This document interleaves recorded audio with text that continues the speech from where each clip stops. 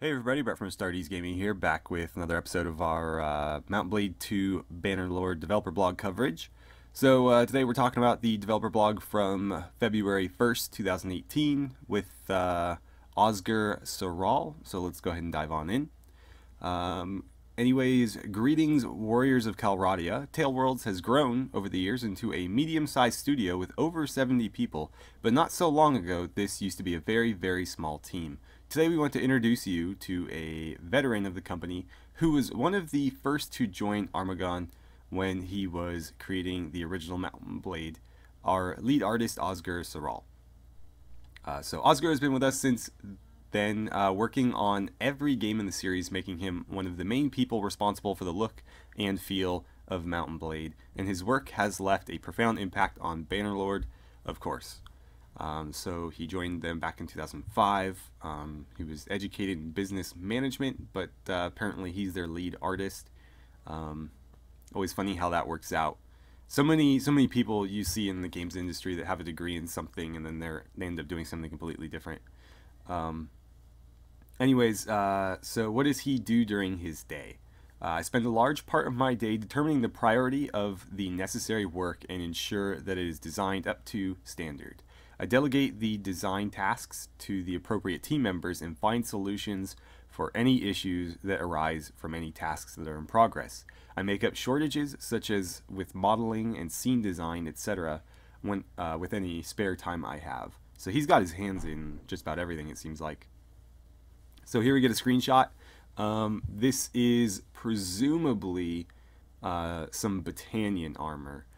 I'm basing that off of the concept art we see to the side here. We do know that the Battanians take a lot of inspiration from various, Celtic peoples, and we do see a little bit of like plaid cloth in here. So I would assume that that is sort of a reference to it. There's no plaid on the actual character model here. At least it doesn't look like it. It's just kind of like a dirty blue under tunic or something. But we also see like patchwork hides here and stuff, which kind of lends itself to that faction as well. So I'm pretty sure this is Battanian. That helmet looks a bit like a Coppergate helmet almost. The nasal piece isn't as elongated, but otherwise it looks a bit like a Coppergate to me, which is Saxon, but in this case it still looks very Battanian to me. So what do you like most about Bannerlord? What I like most in Bannerlord is the realistic and detailed visuals, thanks to our new game engine. Okay. What is the most difficult thing that you've solved so far during Bannerlord's production?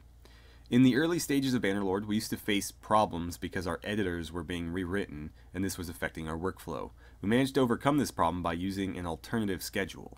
Now we have our final editor, which has become one of the most valued tools at our disposal. So all their tools are done. That's good to know. I mean, I would have presumed at this point that they'd be done 6 years after announcement, but yeah, so it means they're probably in the final touches, if I had to guess. Obviously, they're all still working on stuff because the Tailworlds isn't like Bethesda or something, where Bethesda has teams, and when they finish working on, their part of whatever game they were working on, they move on to their part in whatever the next game is Bethesda's making. Tailworlds isn't like that. They're not assembly lining games. They only, do the Mountain Blade series, and so if the game isn't out yet, there's really no reason for their various teams not to be working on something. It's not like the artists say, oh, well, we've got all the armors we wanted in the game, I guess we'll just take the rest of the year off and you guys can keep working. No, they're going to obviously keep working on something because they're all hands on deck. This is all they do, so they're going to find something to do even if they've completed what they initially set out to do. Now, I don't think that they've done that in all aspects of the game. Obviously, they probably have put it out by then if that were true. But there's almost certainly parts of the game that they are just polishing at this point. And so I think that's what at least a good chunk of their team is currently working on, while other people, you know, deal with bugs, other people work on things that they haven't quite finished yet, and so on. So what is he currently working on? I'm currently working on particles for castles, so walls, edges, towers, gates, etc., to make them frangible, and to ensure that all levels are consistent. Ensuring that particles are compatible with each other is really important in order to prevent both the prolongation and general mess during scene design. So we get to see a nice little gif of a castle being destroyed here.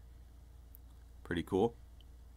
And I don't recall where I heard this, but I'm pretty sure they've even said that the entire walls here can be knocked out if you put enough emphasis on, you know, hitting that wall. So it's not just the little, like, I'm not sure what these are called, the little outcroppings on the ramparts that can be destroyed. I'm pretty sure you can go pretty in depth with your destruction of these castles. But I don't recall what the source was on that, so I don't quote me on it.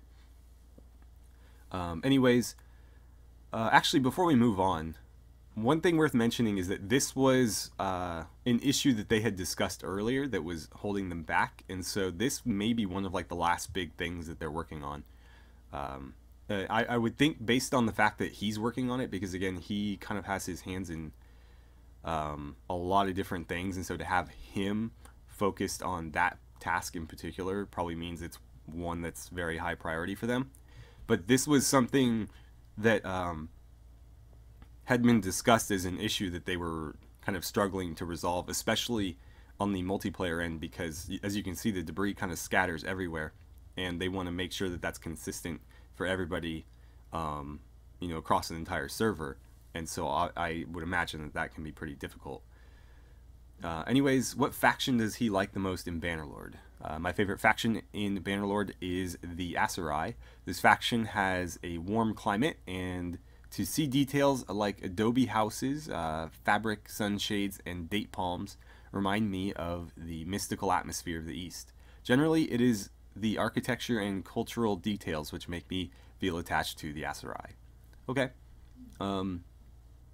I mean, the Aserai are kind of interesting. Not my favorite faction, but they do kind of have a cool background.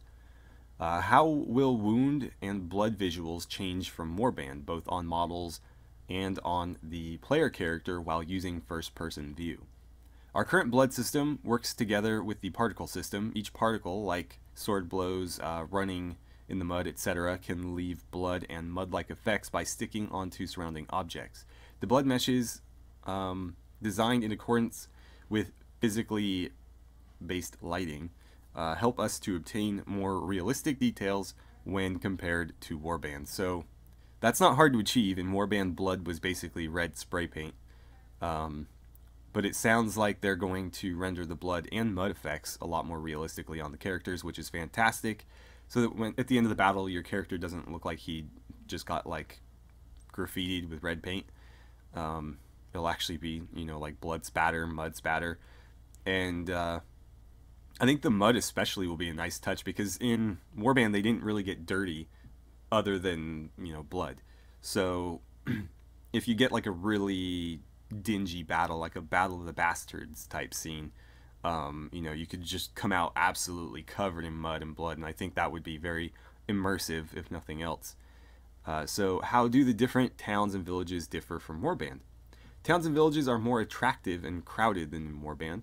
There are more constructions which reflect the factions, and more colorful streets that are home to gangs that you can fight. And that's something that we learned about already back in the old, like, was it GameSpot or PC Gamer?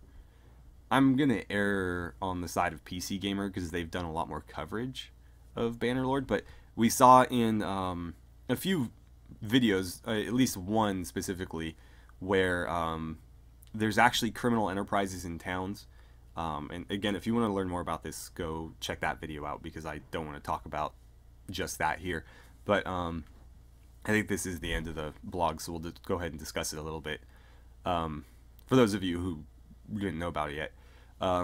basically there are criminal enterprises in towns, and you can defeat them and either set up your own or set up something to prevent further criminal enterprises from taking root. And this is true in, I think, all towns and villages. So you do not have to be the ruler of a town in order to be taking part in this. You could potentially be setting up criminal enterprises in enemy towns. Or you could be just like a bandit king and setting up criminal enterprises in all towns and not actually conquering any land for yourself, just making money through criminal enterprises all over the place. Or if you are, you know, the lord of a particular town and you don't want these criminal enterprises, you know, sapping your tax income or whatever, you could set up something to defend against them. And you can actually garrison your troops from your army to do this. You can also even leave companions to do this. And I think in the video they left 1 or 2 companions along with a couple of nameless troops to kind of stay and guard the alleyways against this type of thing. And so finally we get one last screenshot here of some of the armor that he's worked on. This is very Eastern looking, so we can kind of assume that this is the Aserai. That's a very, very Eastern helmet, and then we just kind of get some generic mail and scale here, which, you know, could be anybody really. But the plate on his boots there are pretty Eastern as well, especially with like the gold or brass or copper, whatever metal that would be, like filigree on the leg.